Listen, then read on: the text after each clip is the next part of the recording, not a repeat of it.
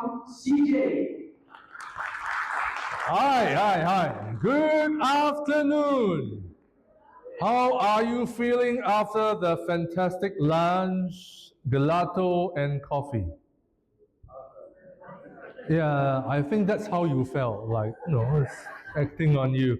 By the way, I came from Singapore. I arrived 2 days ago from Singapore. And how many of you believe that the food here in Malaysia is better than the one in Singapore? This morning, Dr. Shan said, the people who came here to speak, you pay for the airfares. It's really for the big heart to speak here. For me, it's very simple. I just came for the food. He said, "Got makan here, I come." And so that's the thing that brought me here. So, topic for today, topic for today is about connecting our stakeholders. So I'm doing a few things at the same time. One is about, we are talking about coaching. We are also mentioning things about the IAC. So I'll be touching on some of the IAC masteries in it. And most of all, we're talking about human-centric, being humans. Now, if you are a fan of Chinese movies, particularly Chinese sword fighting movies, anyone fan of that? You may not understand the language. It's okay. It's all action. You just need to know the fighting, right? And there's a saying in Chinese sword fighting movies that as long as there are human beings, there is the underworld. As long as there are human beings, you have complicated relationships. And that is what we are talking about, stakeholders. Now, why manage stakeholders?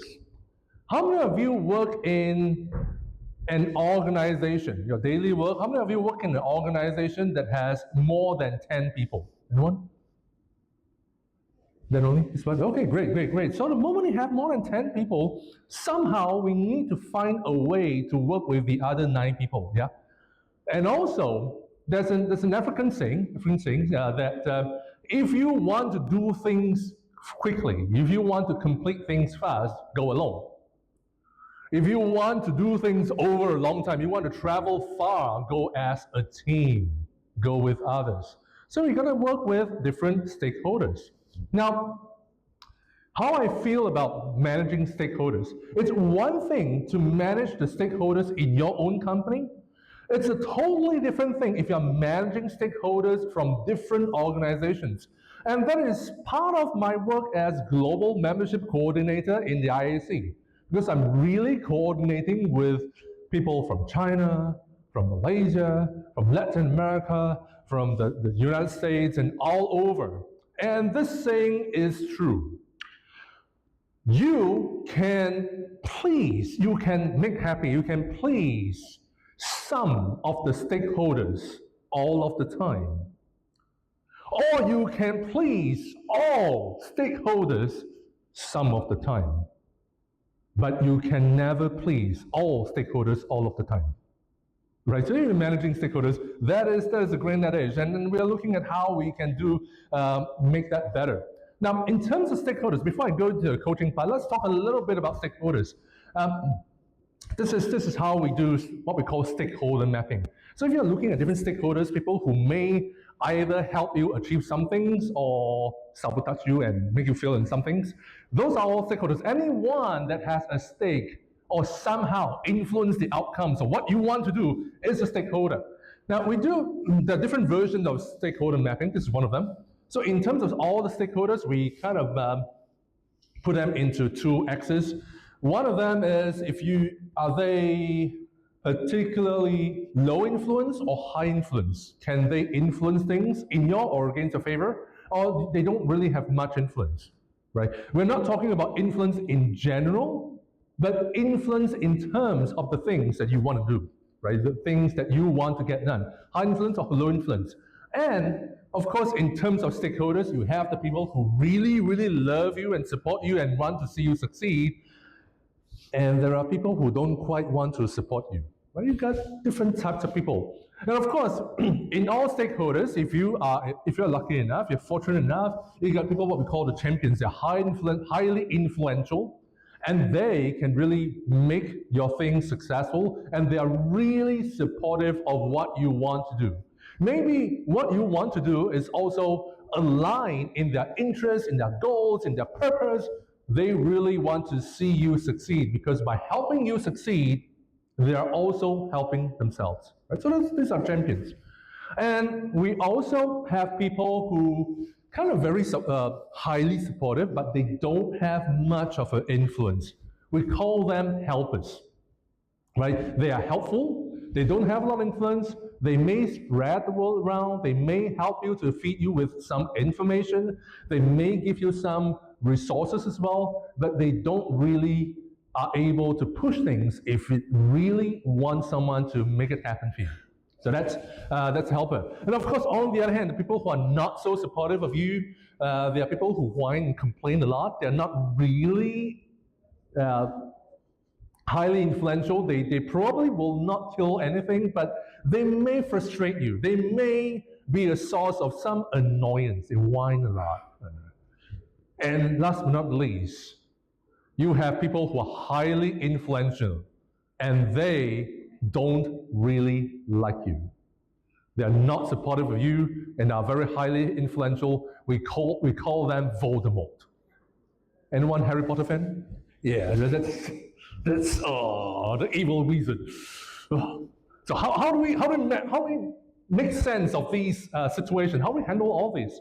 So what we do, the standard way is we want to work with the champions first. We work with people who are highly influential and supportive of us. We win their support, and then we go to the next guy and help us who are also supportive but not so influential. The moment we gain these two people to your side, you have some momentum, and then you also win the whiners over and kind of isolate the resistor, right? Isolate the Voldemorts. That's the usual way of thinking, but that's a thing. Sometimes the people who are not supportive of you may be quite numerous. They may be a lot of them who are not really supportive. And also sometimes when they are not supportive of you, it's not because you have a bad idea, but because there may be a lack of trust and mutual understanding. They are not too sure about what's your intention. They're not confident if you are really able to make things work or not. They're not really confident about solutions or ideas and whatever you want to do. And as a result, that could be the reason that they don't really give you their 100% support. So what we really want to do is this. We kind of turn the whole stakeholder mapping around and think about this. Is that a way that we can win support from people who are less supportive of what we want to do? And that's where, if you're able to improve your coaching abilities, you can actually gain better support. And how do I mean by that? Now, we have Ms. Anjali in the audience today, and I just want to mention this. When I became an ISC coach, when I sit through the exam, before I get my Masteries Practitioner designation, we have to go through this thing called a Masteries Professional Development Plan, MPDP, right? And Anjali was my MPDP, whatever we call it, evaluator online. So never in our conversation did I mention that I will be introducing the Coaching Masteries in front of everybody. But anyway, here I am. So thank you, Anjali, for making that for me. So one of the key things that we do in IAC, these are the things that we live by. These are the key tenets of how about we go on coaching. How, by the way, I just don't want to bore you if you already know this. How many of you are somehow been through some kind of IAC training before? IAC coach training. Okay. Oh, only this our room. This our room did that. Oh, only a few. Okay. Right. So since most of the people that are here have not gone through IAC training, I'll just go in depth a little bit. There's several things that we need to do. These are what we call what makes good coaching in IAC. And what makes good coaching Not from the perspective of the coaches. The coaches may feel great and wonderful, but that's not the point. It's the coachee. When you're delivering coaching to coachee, the coachee will have certain kinds of evaluation pointers, certain ways of thinking about, is that coaching session good or not good enough? And these are some of the things that has been distilled over the years, and it makes for good coaching. So the first thing to really work on is how you maintain a relationship of trust. Right, so that's the first thing. And how you can perceive, affirm, and expand the other person's potential. Can you see the potential in the coachee and grow that potential? Are you engaged in listening, not just listening to the words they say, but also listening to what they have not said, but somehow you sensed it? Are you able to be in the present, be there for them, and really participate in what they are doing? A few nights ago, we have someone who was one of the original people who draft the whole Masteries, who's also an MCC in ICF, told us that sometimes being in the present is really about, are you in the present by listening to what the other person is talking about, rather than listening to yourself as you form your own opinions and judgments about what they just said. So it's just be with that person with their words. Are you able to express what you saw, what you observe, what you sense, what you feel, and feedback to the other person?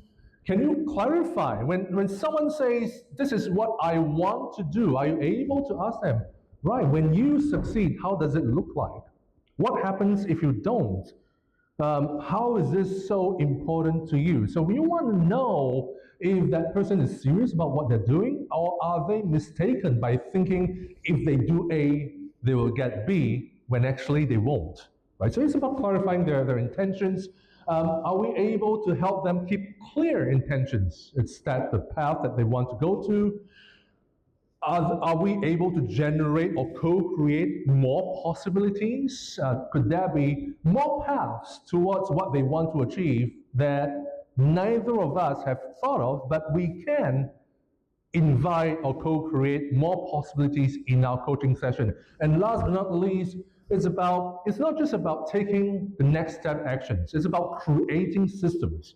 It's about having the system that helps people to say that, okay, I can count on who to help me. I can install or instill certain ways of moving, of going forward, or cadence of moving forward, so that I will reach whatever I want to do. Right? So this is our Coaching Masteries in 5 minutes. Now, how does this relate to my first point, stakeholder management? Now, it turns out these 9 masteries, if you really want to recategorize them, you can categorize them into 3 aspects, or 3 parts, or 3 categories that are relevant to managing stakeholders. And it looks something like this. Now, in terms of working with stakeholders, as I mentioned earlier, sometimes when we get resistance, when we don't get support, there could be, or there usually is, a trust issue. Either they don't trust your intentions or integrity, or they don't trust your abilities or solutions, just one way or the other, some trust issues. So we can start with the trust things, and these are the categories. So I've numbered the masteries number, just in case. So if you really want to work out how to create better trust with any kind of stakeholder, first thing is, are you looking at establishing and maintaining a level of trust? Is that something that will help the other person trust you more? It can be the way you talk, it can be the way you act, it can be how, are you just thinking about yourself, or you also think about the welfare of the other person? Right? It's about building trust. There's something about engaged listening. Are you listening? Are you just talking about your ideas, your plans, your solutions, you all the time? Or are you able to listen from their perspective, their concerns, their feedback, etc.? So are you listening to what they say and also listening to the signals that they give you about what they feel? Are you able to process things in the present? Do you feel that what are some of the things, what are the signals, what are some of the items that they may not say it out loud, but somehow you sensed it? Are you able to grasp what's happening in the organization with different stakeholders' relationships at that very moment, right? So it's about being in the present and, of course, expressing what you want to do. So that's all this whole part about having the trust and having that presence with your stakeholders. It applies in how you deal with them. And then, are you able to help them expand perspective? Right, so if you're able to expand the client's potential, get the stakeholders to find out, is there something else that we can do together, or are we just stuck with some of our, whether it's misunderstandings or conflicts or disagreements? Are we able to see beyond what we don't agree and look at more potential? And the third part is, can we have clarity and sustained action? Are we able to clarify certain points that maybe we have different opinions of what should be done, different understanding of what can be done, and find out ways how we can move things forward? Sounds very theoretical, and this is what we want to do. So instead of talking and boring people for 45 minutes after lunch, which is a guaranteed way of going to sleep, this is what we will do. Let's have a discussion. Let's do this as a workshop. So this is what happened. You have an assignment that you need the support of your colleagues of a different department. And because they are busy, right, they can only support you within 1 or 2 weeks' time, but your deadline is due within this week.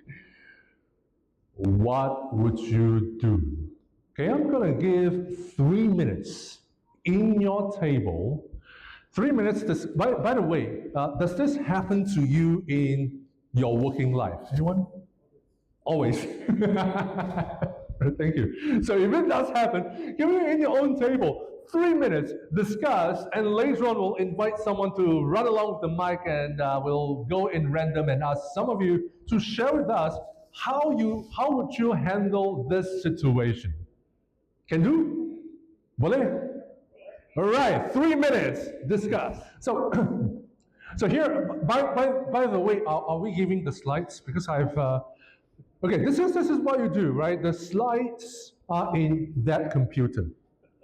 So first of all, please protect that computer. Second of all, that computer belongs to Bravo. So be nice to Bravo, right? It's all in there. So yeah. So yes, we start with trust, whether you have trust by having the trust or having food, or you want to start with some negotiations. This is, one of the key things about having trust is to acknowledge them for their past contributions. Right? Sometimes we tend to think about, if you help me this time, next time I'll help you back. We want to be a bit transactional sometimes, but that tends to backfire.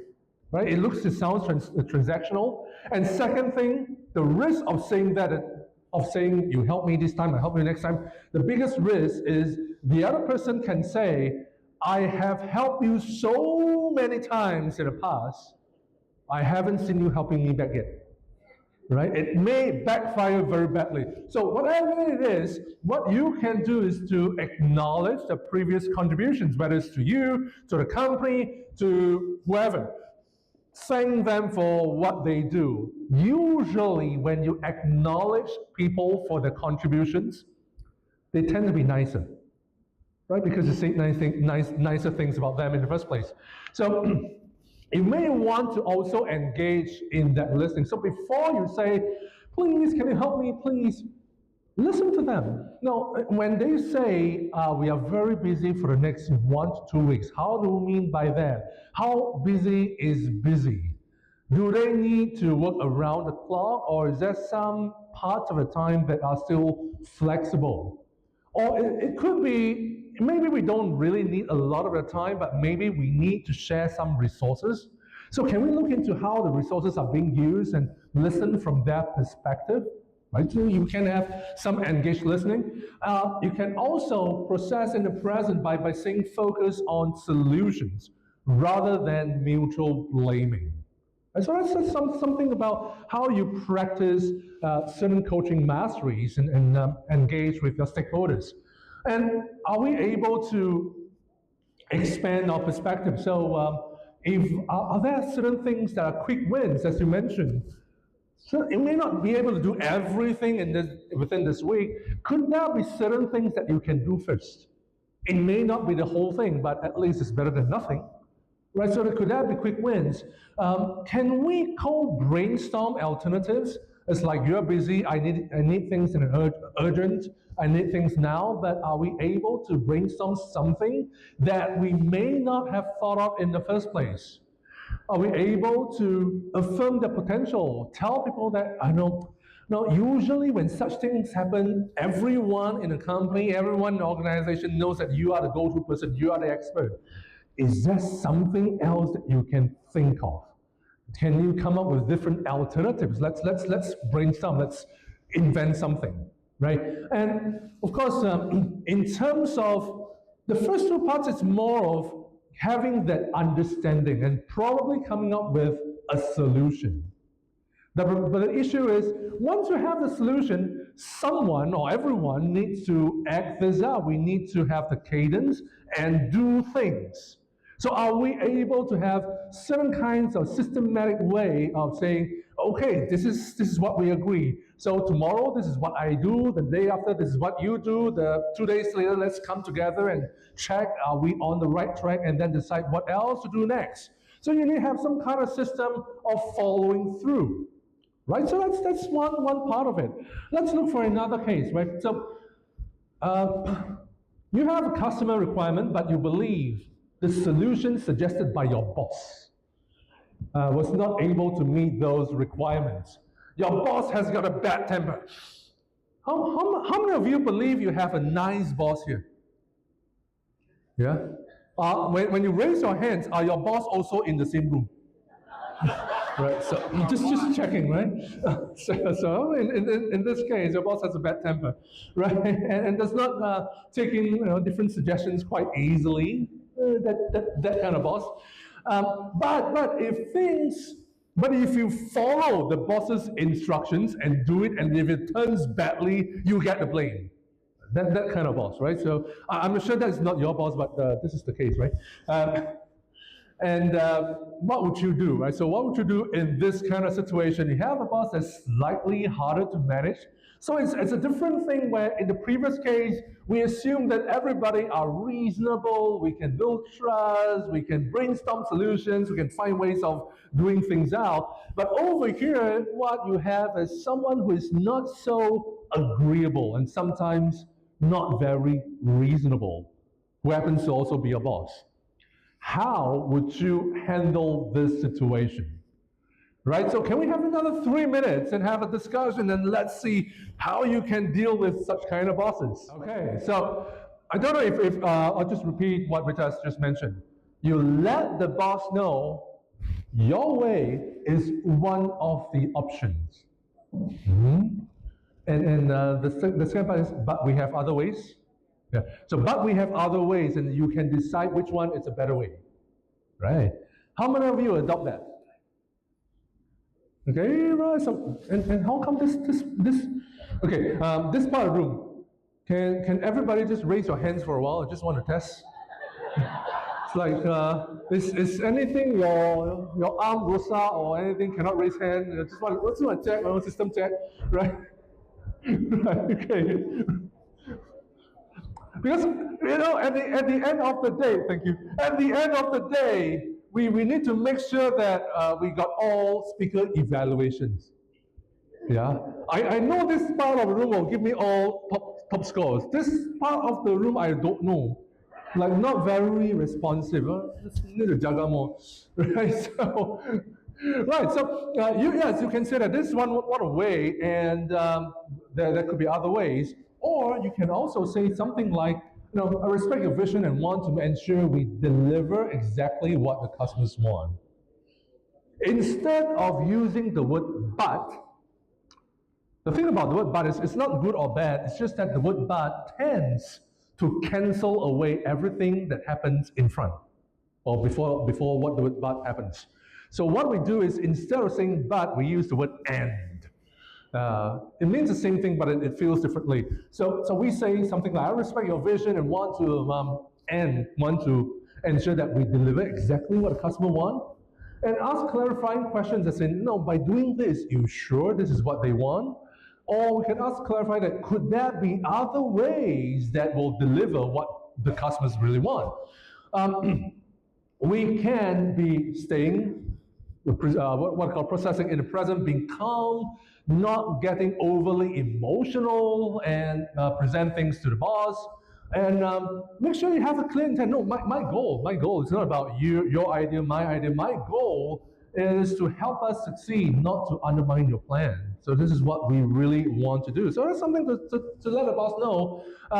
We can also give affirmation to the boss. The boss is not nice to deal with and not very smart also, because the solution is not what the client wants. So what we want to do is, even that, we affirm that potential. Well, the solution to do can do certain things. Now, with some slight adjustments, we can do another thing as well. So I'm not saying that your ideas is horrible. I'm saying your idea can do some of it. And if we adjust idea, it can do all of it, right? So that's something that we can do with the boss and suggest small tweaks. And we can also set clear intentions, like let's agree to test critical features by Wednesday so that we can adjust in time. It's not to let the boss agree to your idea. It's not to tell the boss that you're wrong and I'm right. It's a matter of setting the context that, hey, let's do something. Let's experiment with different ways and let's together find an even better way. Right? So that's one way of handling a stakeholder that's not that easy to handle. The third one, fortunately, I've ran out of books, so there's no discussion, and also I'm running out of time. So this is a case. You are handed over a case to deliver the work of a customer. However, you find that the customer was not clear about what they had subscribed for or paid for, and hence you need to educate them on many things before you deliver the project. Along the way, you get pushbacks from customer saying certain things were not what they intended. So this is customer as a stakeholder. And I'll just jump to the solution. Yes, you can establish again and maintain trust. The first thing again is it's all about maintaining trust. So I appreciate your business and want to ensure that we deliver exactly what they expect. And ask them, can you walk me through how you thought the service would not work?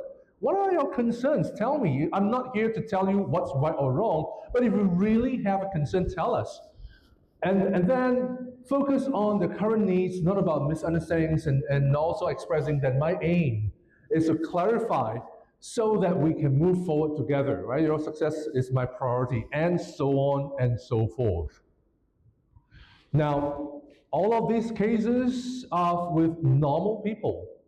There is a lot of talk about mental well-being and dealing with toxic work cultures. So what if if the unfortunate event happens that you work in a toxic work culture, the same kind of guidelines can work as well. So if you happen to work in a toxic work culture, or maybe it's not you, maybe it's your friend, someone you know that works in kind of a negative environment, certain things you can do. You can meet weekly with a peer mentor, with someone that you can trust again, and talk about things. You can have engaged listening rather than responding to something that really triggers you off. You can also respond by repeating the same words. What are those exact same words? Is that really so emotional an issue, or is it that there are both misunderstandings both ways? You can always, things like when boss demands weekend work without warning, can you keep calm under pressure and express to a boss, this is what I can do and this is what I cannot do? And so on and so forth. The whole idea is, are you able to make some of the things you learn in coaching and use it in everyday life? And this is what I found for my personal self. I found with coaching, I learned coaching since 2019, officially. Before I learned coaching, my idea is, Why coach when you can just tell? Coaching asks a lot of questions, and sometimes it's perceived as a long-winded way of just asking a lot of questions and not giving direct answer. Why coach and when you can tell? When I found out later that sometimes, although you think you can tell, telling does not work. People may not listen, they may not buy in, and whatever it is, everybody has got their own ideas. Only when we are able to have that understanding of what the other person is thinking, feeling, what they want, where they're heading to, then are we able to have a better communication.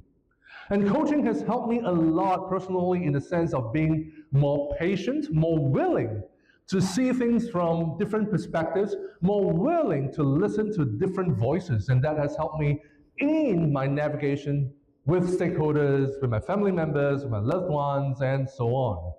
So I'm going to leave you with this. What's your takeaway today? You don't have to share with us. You may want to share during the team coffee breaks later on. What are some of the things that you would like to apply some principles in coaching that you can do with stakeholders, with your colleagues, with loved ones, with your daily communication? And just to end this with a quote, how many of you would like to improve the quality of your life? Anyone? Again, only this part, the one. Your quality very good already. Okay, it's okay, no judgment. If you want to improve the quality of your life, there's a quote saying that the quality of your communication determines the quality of your life. Or the other way around, the quality of your life depends a lot on the quality of your communication. And with coaching, hopefully the quality of your communication can get better, and that gives you a better quality for your life as well. Thank you so much. Look forward to more sharing soon. See you later.